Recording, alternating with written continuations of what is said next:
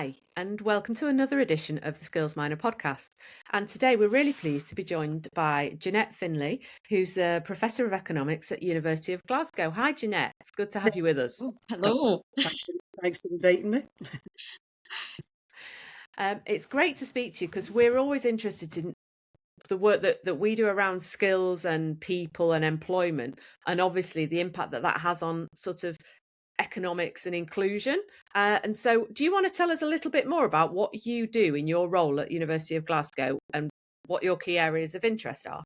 Yeah, well, I'm an academic, so like many other academics, my role consists of both teaching, research, and what we call administration, which is just really citizenship, sitting on committees, perhaps running courses, those kinds of roles which are over and above the direct delivery of teaching and the direct undertaking of research. So over time, I've done all of those roles, and I've done them in various proportions at various points in my career. But at the moment, I'm not doing any teaching apart from supervising PhD students and having some contact with master's students for two reasons. One, because I have a lot of administrative roles in relation to the Research Excellence Framework, which is a process that takes place within all of the UK higher education institutions periodically. So I have a role in preparing our institution for that in relation to what we call impact, which I'll come back to. And also because I am bought out 40% of my time, so 2 days a week, in my role as the president of UCU Scotland, which is our trade union. So at the moment, what I do is all of the activities around that, but not teaching. Fantastic. And what areas are you researching right now? I know we've come across one another up in Scotland already, Jeanette, and our work crosses over in so many ways. And I'm always fascinated to hear about your research and the work that you're doing at this moment. Okay. Well, I'm what we call an applied microeconomist. So microeconomist because I'm interested in the behaviour and decisions and outcomes which relate to individuals, firms. So at that level, as opposed to macroeconomics, which would be more about the level of the national economy. So I'm interested in that level, the basis of economics, really. All economics, is scaled up from the activities of individuals and how that impacts overall. So that's what makes me a microeconomist. I'm an applied microeconomist because I'm not interested so much about the theoretical discussions around that. I'm interested in looking at what actually happens and why it happens. So, I would, it would either be things that I can measure by using data, national data sets, or specially collected data sets, which you and I are involved in at the moment, or it's because, in very late on in my career, and still quite unusually for economists, because, I go and talk to people. Economists generally don't. Tend not But to do that, do they? more often now we are. So it's a crossover between that sort of quantitative work using data and statistical analysis, econometrics, and qualitative work, which is to say, okay, the data tells us that this is happening. So let's say the data tells us that working class people, even once we take into account that they've got a degree, that they've got the same degree, that they've got the same class of degree, do worse in the labour market relative to their better off peers. Okay. The data tells us that. It tells us that consistently over time. It tells us that in different countries. What we don't know is why. So you have to go below that level of data to try and understand why that is and what are the processes that are happening there. So that's a bit more, rolling your sleeves up and getting a bit dirty rather than just looking at, published data sets. Another example of that is I have a PhD student. Well, she's now graduated and she now has a full-time academic job. But she was looking at, so we know that working class people don't go on to higher education in the same numbers as as their middle class peers do. And in Scotland in particular, we think, well, why not? Because they don't pay tuition fees, they can have preferential loans and so on and so forth.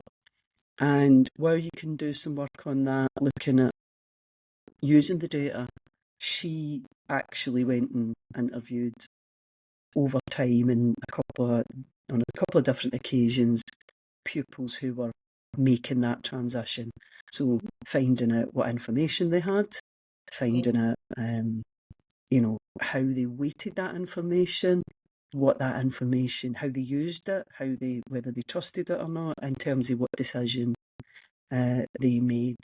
So it's important to know why we see, and that's why I think we need to talk to more. But it's important to understand why things happen as opposed to just knowing that they happen, because that will determine what's the correct policy to apply. So I'm very policy oriented. I'm very interested in changing things. So if something's happening, we know it's happening. It's not enough to say it's happening. You have to then say, well, if it's a problem, how do we fix it? And in order to fix it, we need to know why it happens. So those are the kinds of things that I'm interested in. So I'm interested in skills. I'm interested in education. I'm interested in labour markets. I have some other interests which might seem slightly different. So I have a long-standing, decades-long interest in transport, particularly ferry transport in Scotland to the islands. These are lifeline services, but as well as that, the public sector provider of those is one of the few big important providers of good quality careers and skills, not just to the islands but also to the maritime industry. So it's not completely unrelated, but it's slightly to the side and came about in a different way. But those are my interests. I know, it's fantastic, and I think this it's really interesting you talking about the Highlands and Islands and the connectivity of how the different parts of Scotland come together as a regional economy as well, and those transport links are so crucial to the overall success of transport, not just of us as people, but goods and all sorts of other things. And so it's fascinating, and I we really love the work that you're doing, especially the granularity of that work, Jeanette, that I find very fascinating, that you go beyond just number and what's presenting. It's real investigative kind of research as well. So I like to understand the why, But what's I think you're right, because if we don't, then how do you fix it? So if you take the example of what I've referred to earlier, which we can summarise as saying there's a class pay gap. Yes. So there's a gap there. And you have to say, well, what is happening there? So is it that there are skills that you acquire as just a consequence of a particular upbringing, which are productive and therefore attract a higher pay in the labour market? Yes. And that's the case, which is what we're currently trying to investigate, then we need to find ways of providing that to students who come from a working class background. So that's the first thing. Or is it that middle class people, by virtue of the communities and families that they come from, have access to networks, which means they find themselves in more productive employment and therefore get paid more? Is that what it is? Because if that's the reason, then what we need to do is replicate those networks in some institutional way. That's the next thing. And the final thing, which is what discrimination always is, it's the residual. Once you've accounted for everything else, then we say, well, we think what's left there is discrimination. So if it's discrimination, then, potentially we should be doing more about, revising legislation to say that that's a protected characteristic and we need to do something about it, or we need to do some education, or we need to do something. So the policy prescription is very much dependent on what we think is causing this particular outcome. So it's really, really important to know that. The thing you were saying about connectivity, I mean, if you think about that, so you think, is this about transport? Well, yeah, it's about transport because this is lifeline transport. Although I had I don't know if I would call it amusing. I was once rejected for a funding bid to the ESRC, which is the big, funder of work for economic and social research, where a reviewer said, well, she hasn't explained why these services are lifeline. And I'm thinking, right, okay, this is a tiny island. It has sea all around it. What is it that you're no getting here about why no having transport, regular, Islands. reliable transport is like, what is it you're not getting? Anyway, so that kind of level of just no understanding what's going on there. But it's not just about transport, because the fact that you're on an island, there's an issue about whether you've got sufficient people to do the jobs that need done. So at the moment, and given there's a demographic issue, as in the population of those islands is getting older. Why are they getting older? Because the young people are leaving, because they can't get jobs that they need, or they can't get housing, which is another thing. So all of these things are all integrated. Then you have to try and bring people across for the mainland, and then if ferries are off, then they can't get there, and so they're not there. And then it's all of these things are integrated.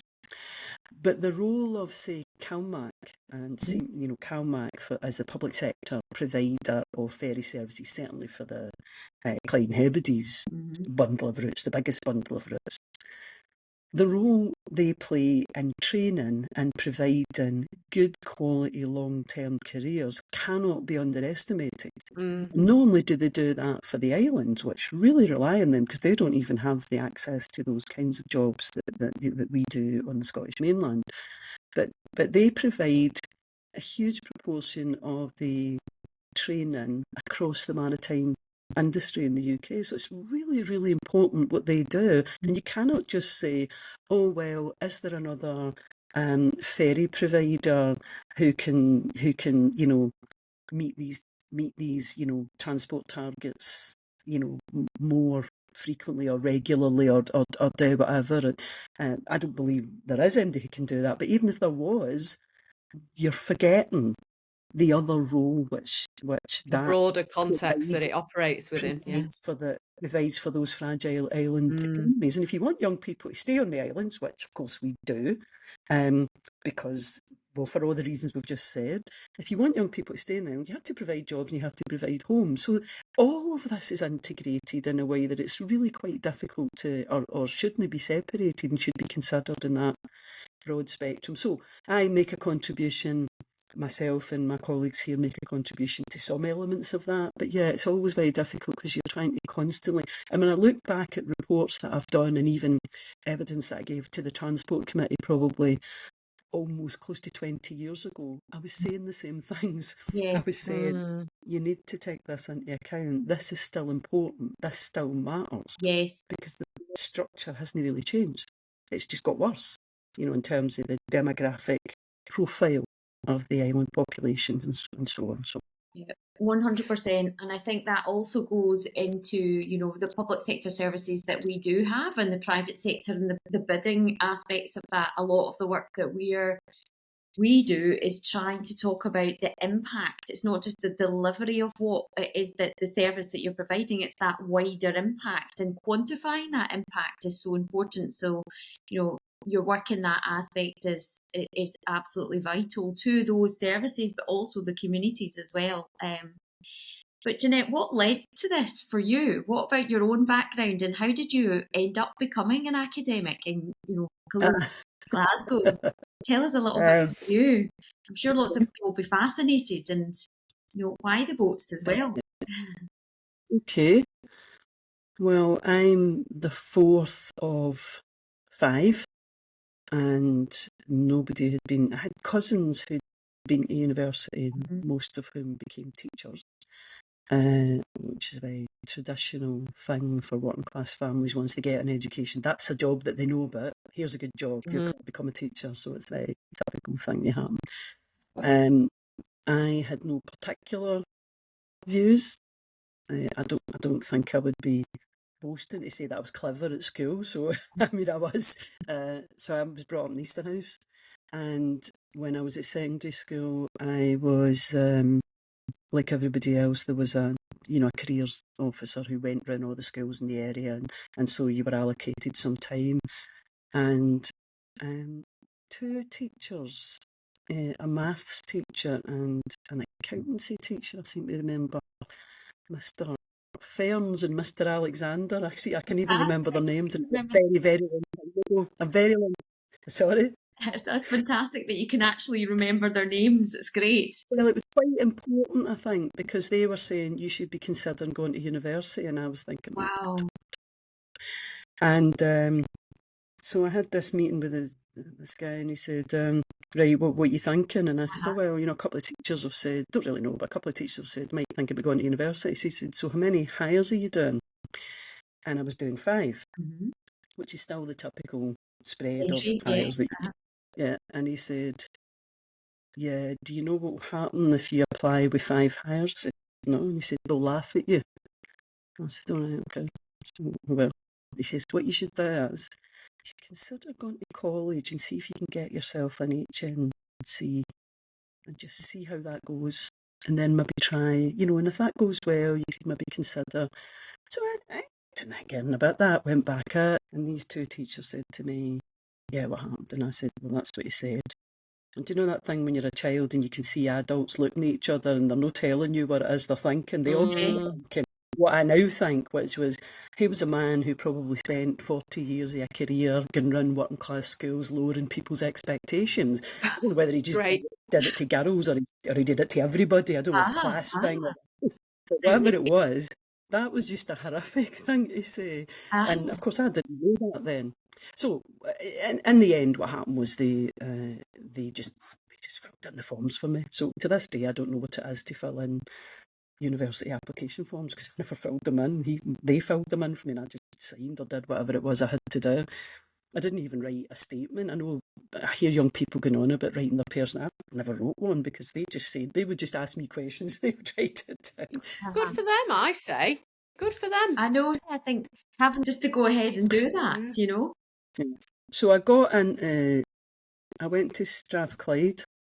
Okay. And I'd initially thought accountancy because I was quite good at accountancy at school, so I thought I'll be an accountant. But of course, the education system being as broad as it is, and thank God it is, it's a very good aspect of it.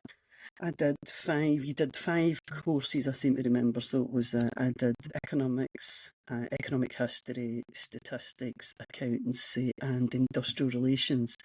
And then you take 2 of those forward for the next 2 years. And I ended up taking economics and industrial relations, and that's what I did a joint degree in. And at that point, I thought, right, I had this idea in my head that I'd quite like to be a tax inspector because I believed that people should pay tax, and I quite fancied myself as somebody who would make people pay their tax. So I went for an interview where I hadn't realised at that time that actually, if you really want to have powers, you need to be a VAT inspector. But anyway, I thought tax inspector, that'd be good. And I went for they did this thing in the place down in Wellington Street, I think, Waterloo Street. I think they used to have a place in there, and you could go in and you could chat to somebody. I remember this wee man. So he was telling me all about that, and he was saying that, there's an investigative part, and it's almost like a detective, and you do this and that. And I was like, oh, this is great. This is me. I'm going to do this. This is so great. And he was telling me how he kept a metal ruler in his desk because he had obviously a few tasty interviews at times when people weren't happy because they were being questioned about stuff. Anyway, so I was thinking, oh, this is me. This is what I want to do.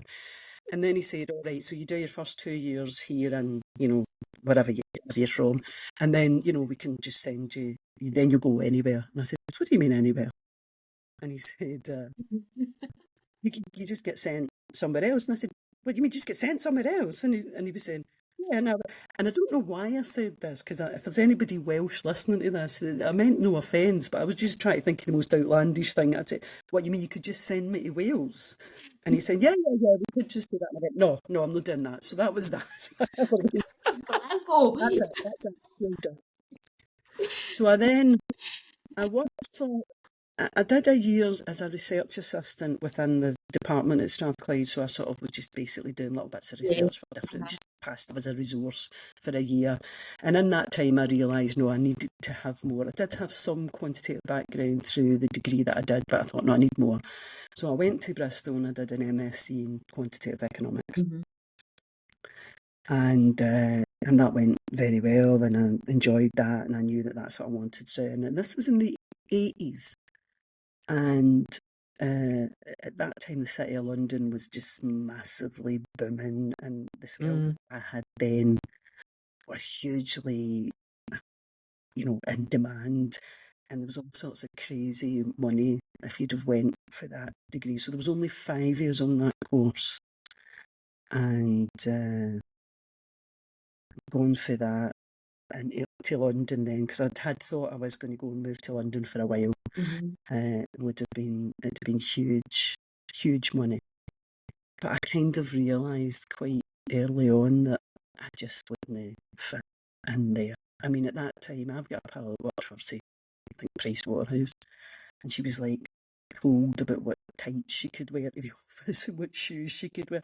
And I just knew, it would be big money, but I'd earn it for about an hour before I get horsed out the door, because I just knew I wouldn't be able to put up with that. And if somebody said to me, I don't like your shoes, I'd be like, well, then take a good whatever yourself. I'm not. Anyway, so I realised that wasn't for me. So I then began to apply for different things, and in the end, I actually ended up going to the London Business School.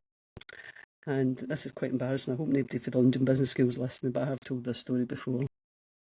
So I was doing a PhD, and what I chose to do was on game theory, which was very popular at that time. And it was applying game theoretic ideas too, so quite technical and whatever. And I did enjoy it. But by this time, we're in 84. In 84, 85, of course, was the miners' strike. And essentially, the ESRC funded me for about 2 years, the year of the strike and the year after it, where there was sacked and jailed miners, to be a full-time political activist. So I wasn't really doing this PhD at all. I was pretending every time I went in that I was doing it, which is why I'm a very good PhD supervisor now. Because I've done it all. You can't kid a kidder. Like, I know what people are at. So, if you don't written it and I can't see it, don't come in and talk to me about it. I want to see it written down, because I knew what I was doing.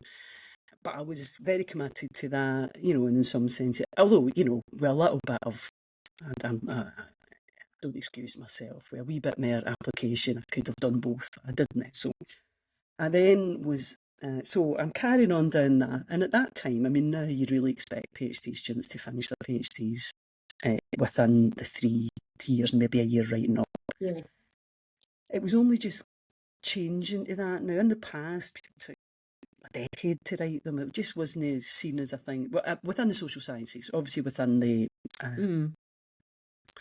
the physical sciences and engineering, or the people did them, pretty routinely within the 3 years. But in the social sciences, that wasn't a thing, but it was starting to become a thing. So there wasn't any great pressure on me at that point. And then I was contacted by Glasgow University, by the person who was the head of the department there, and said, we've got a research fellowship, do you want to apply for that? So I did that, and I came to Glasgow. And really, I think everybody expected, I must be one of the last people in who managed to get in without a PhD and no finish my PhD, and I did never finish my PhD. So of course I examine PhDs now and I supervise PhDs, but I never actually finished mine. So I basically, for a year, pretended, but by that time I had no interest in this subject, and I just thought, I think I wrote a working paper and then I put the rest in the bin. Yeah. That was it, and I moved on. So I never ever did it. And within a year of that, I got a permanent lectureship.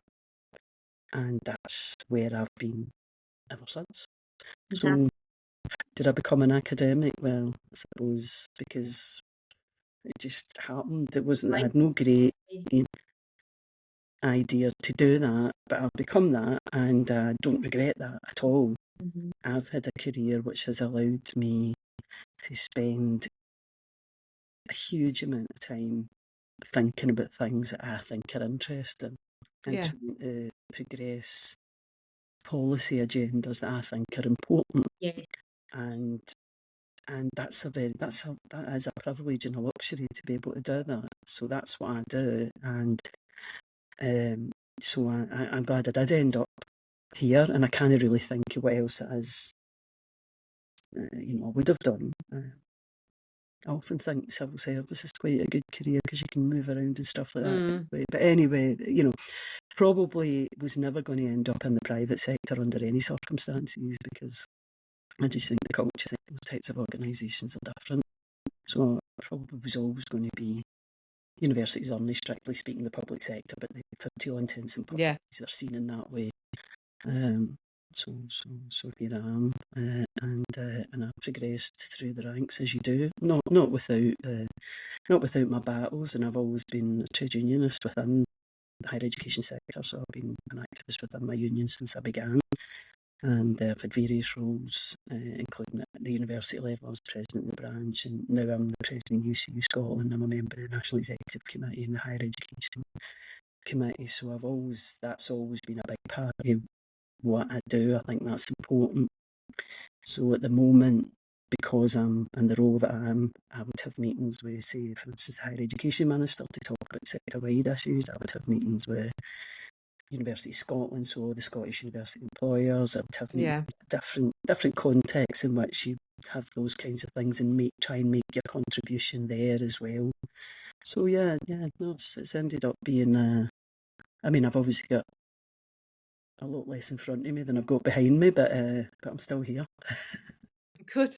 And you had those teachers that obviously were instrumental, because would you have walked away, do you think, from that application process if they'd have not done that? I don't know what would have happened, because I didn't know how to do it. So I don't know how, it couldn't have been beyond me to find out how to do it, but very small numbers of people went on to higher education for the school I went to. So it wasn't, knowing how to do that was not something that was... Not just like a matter of course that everyone's doing it. It wasn't within anybody I knew to know how to do that. My two brothers left school at 15 and went into apprenticeships. My sister worked in a factory. So I wasn't aware how you would go about doing that. The sister who came after me, the fifth at the five, is now a professor at Strathclyde. So we are a academic family in the end, but you forged the way though. Yeah, when we didn't know that. So no, I don't downplay. They certainly set me on the road. Whether I would have eventually found myself back onto that road, I just couldn't say. I greatly appreciate the role that they played, and that's why I always think about teachers. I think about, so sometimes people think academics as being teachers. We're not really teachers. Teaching is not what we do. Teaching is part of but it's a different kind of teaching. Whereas school teachers, I think, are incredibly important people. And they are so important because they can actually turn a child onto education or off. By the time students come in front of me, they've already made their decisions about that. They are people who are going on to higher ed. I always think I can't do a lot of damage. I'd like to think I'd be helpful, but I just think there's no risk. I'm not going to, we can't really do a lot of damage. Whereas I think school teachers can do enormously helpful things in a child's life, also can do a lot of damage. So I would pay the good ones double what they get. So I know where you're coming from, because it makes a big difference, doesn't it?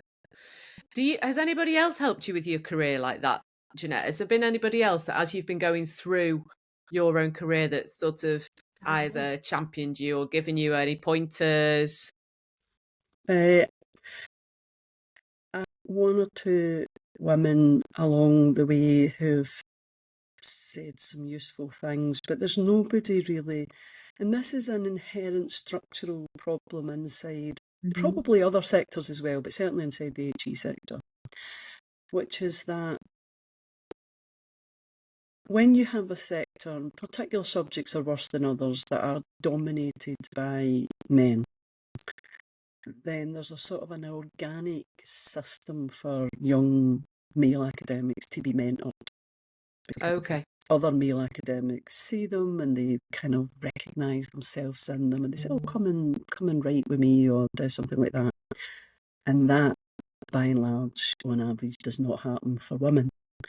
And I think there is clear pay gap and a promotion gap for men and women inside institutions, and I have played my role in trying to do something about that.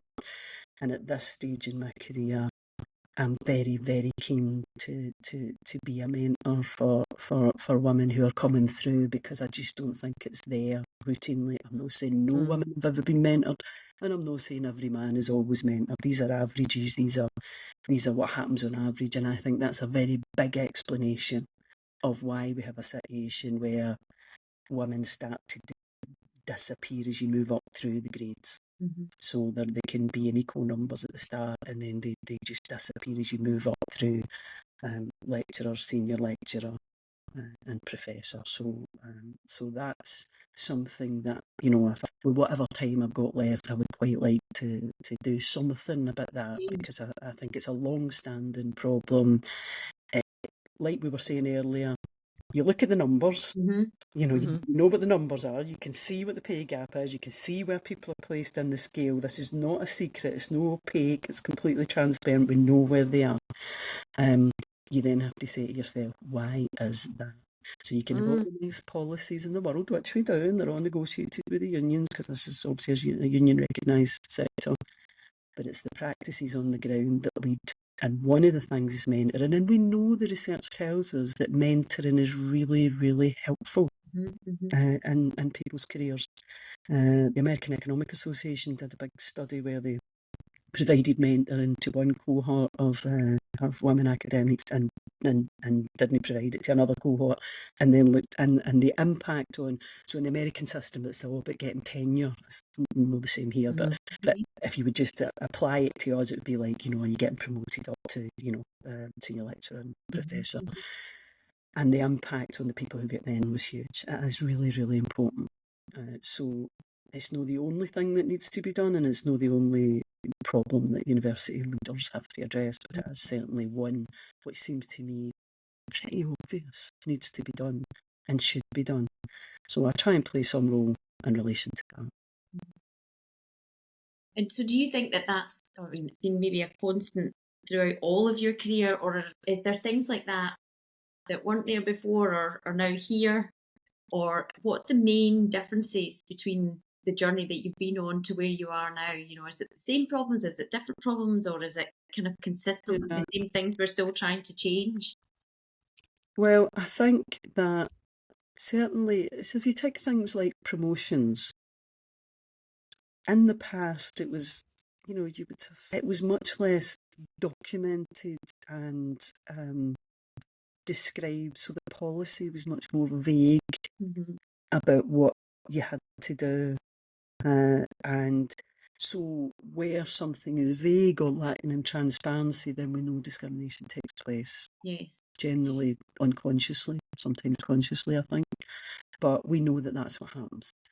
So we now have, very sort of documented policies where, there's, you have to meet this criteria and you need to meet this criteria, and these are the number of criteria you need to meet to do that, and all of those kinds of things. So things that can be counted. So how many PhD students have you had in the last 6 years? How many? You can't do nothing with that. You've either got that or you've not got that. How much grant funding have you got? Those kinds of things. Of course, there's a step back to say, are women treated equally in relation to grant funding applications? That's a question. Then there might be something like esteem, which I don't think should be in any promotion policy, because that essentially says, what do people outside of here think about you? And I don't know how you would equality proof that. I really don't know how you would do that. So if women are, if there is discrimination against women more generally in society, you can't bring that inside your system without saying, well, how are we going to make sure that doesn't happen? So, say for instance, it might be that if you serve on an editorial board of an academic journal. So, what do we know about that? We know that female economists find it very difficult to get on the economics journal editorial boards. If you can use that as a mechanism, so there's those things. So even within the very detailed and described systems we have, it has narrowed the problem to some very specific things, so that's helpful and that's progress, but it's still there. And then behind that, there is the day-to-day life of a department. So as I've said, academics have a range of activities. We didn't even have hours until relatively recent, 2011. I can't really remember exactly when this came in, but you just had a job and you had to do it, and that was it. And nobody thought about you started at this time, you finished. It just doesn't. And even now, what we have is a notional 35 a week. So we know that it doesn't work like that all the time, and that's fine. That's what people choose to do. So the allocation of roles within a subject area or a unit, we don't take that into account. So what I say, for instance, men are getting allocated the roles that allow them to tick boxes on promotion forums and women are not. By the time you get to the promotion application, they've ticked them, you haven't. Where's the fairness in that? So there's always cultural things, and you're never going to reach a point where you say, right, we have reached complete equality here. So it's always a journey, but I feel we're a bit further back in the journey than I'd hoped we would be by this time. Remember the Equal Pay Act and Sex Discrimination Act, those were in the 70s, 1970 and 1974 or 5, those two pieces of legislation. Yes. A long time. That's a long time ago. Yes. So it's a bit disappointing that even within a big institution, with all of the huge HR function and all of the training we get about equality and diversity, it's quite disappointing that when they look at their own numbers, they're still an issue. So that's disappointing for me as an academic and somebody who's very committed to the higher education sector in this country, and I don't think it's a good thing. And I think we lose talent as a result of it, and I think that it's not good for any of us that should be happening. So probably in summary then, what would be, your aspirations moving forward for economics or even the economy in Scotland, with the work that you're doing and the research that we're kind of exploring at the moment? What's your kind of hopes? What's the optimistic Jeanette looking at or hoping for? Well, there are some obvious things that can be done there. So first of all of the talk just now, and this is no new, it's been going on, even in the last government and back to the Cameron government, all the talk about austerity. Austerity, every economist now knows that austerity is it doesn't work, it's no good thing. So governments convince, including the current Labour government, convince the public that we don't have enough money and we all need to tighten our belts. And then it's no, we all need to tighten our belts. Some people need to tighten their belts. But that's how they sell it. This is nonsense.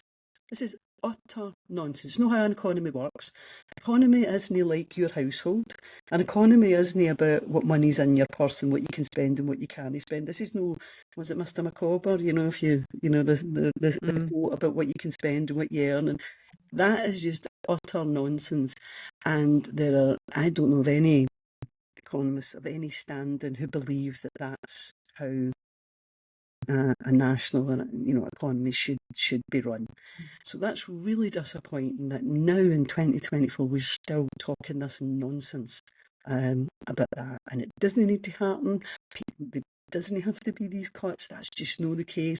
Government debt is not necessarily a bad thing. In fact, it's probably quite a good thing, because I'm not going to get into an economics lecture about why debt can be a good thing for the government, but it is absolutely not like you and me. It's just not like that. That's because we don't print money. We don't own the mechanism for doing that. So that's a problem, and that's disappointing, and I believe we're going to see some really serious impacts on people, and it will always be the worse off people who get hit with that. So that's something we need to deal with. And of course you see attacks on migrants and attacks on all of those kinds of things, which are about saying, oh, well, we need to protect we need to protect what we've got, and we can't let these people come and have their jobs, and we can just nonsense, just like doesn't stand up. But that media onslaught, which tells people that's the case, seems to be, gaining some traction across Europe, and that's a real worry, I think. In terms of more localised things, we have a government in Scotland, been there quite a while, and who have a big flagship policy of fair work. And I think that's a really important policy, and it's something that does distinguish us from the rest of the UK. And it's something that I think, now that we've got it's embedded, it's accepted, it's, we know what it is, I think we now need more mechanisms to ensure that it's actually implemented Yes. throughout different sectors. So the idea that if there is fair work, which is a number of different characteristics, is somehow like, a benefit we've gained, which, it's actually the best way to run any sector or industry. It elicits much more commitment, it increases productivity, it increases creativity. Treat people well and they will perform well. This is no difficult. It's no difficult. So I would like to see that becoming even more a feature. I would like to see that in Scotland. I'm probably missing out some really obvious thing here, but just off the top of my head, if you say, what do I want to see? Well, I would certainly want to see that. I want young people to be back inside their trade unions. Many of them are. But I think of all of the children, including my own, born since the Thatcher years, as being Thatcher's children, because they have a different outlook. When I was growing up, joining a trade union as soon as you started work was just routine. To such an extent that in my own career as a trade unionist, when people say, well, and you get new colleagues, would you go and join the union? They go, why? And I think, I'm almost like, because you should. Because it's so ingrained in me that I can't actually think of ways to describe why you should. And of course you do need to, because you can't accept that everybody is the same. And that is true right across every sector at the moment. So we need to build back up the trade union movement, and the trade union movement itself needs to change, in that it needs to be concentrating on what are class issues, because it's become a bit lost and a bit divided around issues. So I think it needs to be concentrating more on what are the needs of people in their workplace. How can we make that better for people? Because that's where the vast majority of the population are. That's where we are. That's how we make our money. We're in a workplace of some kind or another, and we really need to be making that fair and equitable and productive, and it needs to be that. So stuff like 4-day week experiments and stuff like that. And I was talking to somebody earlier about what's going to happen with pensions and things like that. And my hope is that for young people coming up, they say, no, we're not having this. We're not having this idea that we're now going to have to work until we drop, and we're not having this, we're just not accepting it, and we're not having it that we work very long hours, the longest hours in Europe, second only. We're second only to the US in everything that's bad. and we're just above the US in anything that's good. That's basically where we are. So we have long working hours, we have all of that. It's not good for people. So the one thing I would say to people about the economy is, people talk about the economy as though it's a thing. It's like, this is the economy, I've got it here, and it has levers and shanks, and we need to fix it, and we need to, but it is what it is, and you just have to accept it. No, the economy is a thing that we choose to organise how we produce and distribute the things that we need to live.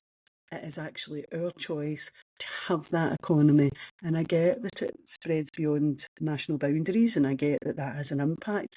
But I still say the economy is for us to control. We should control the economy. The economy should not be controlling us. We make decisions as a society, and countries do. Other countries make different decisions about how they're going to deploy their resources, deploy their human resources and their capital resources in order to give people the life that they vote for. That's what it is. Whereas we in this country appear to think there's a thing there called the economy, and these people up here know how to operate it, and they've told us that what that means is we need to get paid less, we need to work longer, we need to wait longer for our pension. So what can you do? Yeah, it's done to you. Yes. It's a thing that's done to you that you exist within, and not are part of. Fascinating. Yes. One story about economics, that's what it is. The economy is not a thing that we have to obey. So powerful. So if people want to learn more about your work, Jeanette, or look you up, or look up any of the research, or contribute to any of your work that you're doing right now, where can they come to find out some more information? Well, you can Google me. Sometimes, though, I wouldn't necessarily, encourage that, because you might find things there that are not what you want to be reading about. But you can look at the university website. So there's a page there which says, here's what I do. So you can, I've always worked at the University of Glasgow, so you'll be able to find, in terms of my academic work. We are currently doing, there's two things which I think probably will be consulting people on a bit. One is a piece of work that we've done on governance inside football clubs. I didn't mention that because I do that as well. And that's about to go up on a web page, and you could have a look at that, and you can tell us what you think about that, because we're interested to know what people think and what they do.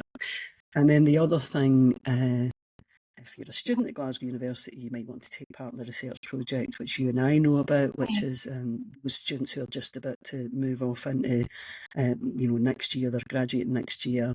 There's an opportunity to help us out with some research, but also gain a benefit to themselves, which is access to a platform which will allow them to, think about their skills and what employment opportunities are there for them. So that's something that they could get involved in through the careers service at Glasgow, but that's really just for students at Glasgow, although it might extend beyond that if we can get some funding to do something else. So the last couple of years about developing a stakeholder-led, ferry system. So if you to take the ferry system, what's the best way to organise it? So stepping back for all of the, ferry procurement issues that there's been, but stepping back for that and saying how best to organise it, what kind of level of input do people want, how's best to do that. So we're about to write some of that up, and we will be going back to the islands that we visited and providing them, because I think this often doesn't happen. So researchers come and they ask you to take part in things, and they get and then you never hear about what happened. So no, we will go back and we will provide, a summary, non-technical summary, what we found, and then they will have that, and they can use that if they want. They can, use it to lobby their elected representatives or their ferry committees and say, look, this is what they're saying, and or not use it. So it'll be there for them anyway. They will get some feedback on the work that they contributed to. Yeah. Closing the loop back in with them. I know. And obviously so I'm not in Scotland, but we've had a lot of a similar thing around that connectivity in communities and places and bus services, and bringing that back under, out of privatisation into those devolved mayoral authorities, to make sure that people can get connected, get to work, get to education, get, into places in that way. So that's my sort of reflection back of it, because you're covering such a massive area there, aren't you, with the islands? Yeah. And the ferries. It's that connectivity need there is huge, really. And like you say, before, it was a lifeline service to people that is connecting lives and connecting people to each other. Yeah, no, absolutely. That's been a very interesting conversation. I've already Jeanette, got another podcast in my head, thinking about a whole bunch more questions I want to ask you, Jeanette, but we're going to have to pause on that and come back to it. There definitely is another one in there, that's for sure. Thank you so much for your time. It's amazing. Really fascinating. Thanks for asking me, and no doubt I'll speak to you. I know you will do. You will do. You will. Thank you. Thank you for listening to this episode of the Skillsminer podcast. You can find more episodes and videos about Skillsminer on our YouTube channel, and you can listen to more podcasts on our Spotify. Thank you.